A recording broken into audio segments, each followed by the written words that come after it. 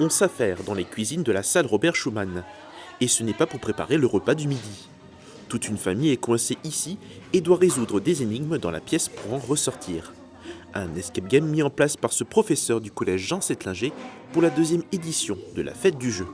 On a des phases, on passe par des moments où on se dit on va réussir et d'autres où on va pas réussir, mais voilà, on est nombreux et puis avec le girl power, bien sûr qu'on va réussir.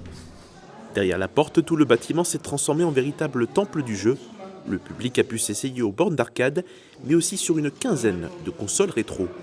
Les manettes étaient à disposition des petits curieux et des grands enfants. Toute cette collection a été ramenée par Régis, qui voulait partager sa passion. Quand on rencontre les trentenaires, surtout les quarantenaires, ils vont me dire « Waouh, j'avais celle-là », et puis ils vont partager avec leurs enfants en disant « Bah regarde, je te montre à quoi moi je jouais ».